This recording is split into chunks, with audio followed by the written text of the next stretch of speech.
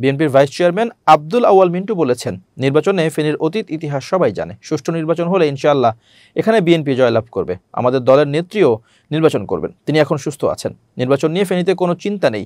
বুধবার দুপুরে ফেনী শহরের একটি কনভেনশন হলে একটি অনুষ্ঠানে অংশ নিয়ে সাংবাদিকদের এক প্রশ্নের জবাবে এসব কথা বলেন তিনি। আব্দুল আউয়াল মিন্টু বলেন, লন্ডনে আমাদের ভারপ্রাপ্ত চেয়ারম্যানের সঙ্গে কথা বলে অন্তর্বর্তীকালীন সরকার যৌথ বিবৃতি দিয়েছিল। আমরা সেটিতে আস্থা রাখতে চাই যে ফেব্রুয়ারির প্রথম সপ্তাহে নির্বাচন হবে। তবে দেশের বর্তমান অবস্থা বিবেচনায় তার আগেও নির্বাচন হয়ে যেতে পারে, হয়তো জানুয়ারিতেও হয়ে যেতে পারে, কারণ সুপ্রিম কোর্টে কেয়ারটেকার সরকার নিয়ে একটা মামলা চলমান রয়েছে। তিনি বলেন, যদি কেয়ারটেকার সরকার পুনঃপ্রবর্তন হয় তাহলে এই অন্তর্বর্তীকালীন সরকার কেয়ারটেকার হবেন। কেয়ারটেকার সরকার 90 দিনের মধ্যে নির্বাচন দেওয়ার কথা বলা আছে। সাধারণ সরকার জনগণের কাছে দায়বদ্ধ না থাকলে ভালো কাজ করবে না উল্লেখ করে আব্দুল আউয়াল মিন্টু বলেন, বিগত 19 বছর আমরা আন্দোলন সংগ্রাম অত্যাচার নির্যাতন সহ্য করে আসছি। কেউ যদি বলে আমরা হঠাৎ করে নির্বাচন চাচ্ছি, বিষয়টি ঠিক নয়। বরং 2006 সাল থেকে আমরা নির্বাচন চেয়ে আসছি।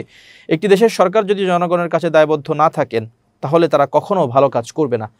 তাই আমরা চাচ্ছি নির্বাচনটা হোক। বিএনপির এই নেতা আরও বলেন, আমরা বলে আসছি 2008 সালে যে নির্বাচন হয়েছে সেটি অবাধ ও সুষ্ঠু হয়নি। 2006 সাল থেকে দেশে কোনো নির্বাচিত সরকার নেই। 2 যুগ ধরে যদি নির্বাচিত সরকার না থাকে তাহলে মানুষের অর্থনৈতিক বা জীবনযাত্রার মানোন্নয়ন হবে না। নির্বাচনের সঙ্গে জড়িত থাকে একটি সরকার যারা জনগণের কাছে দায়বদ্ধ থাকে।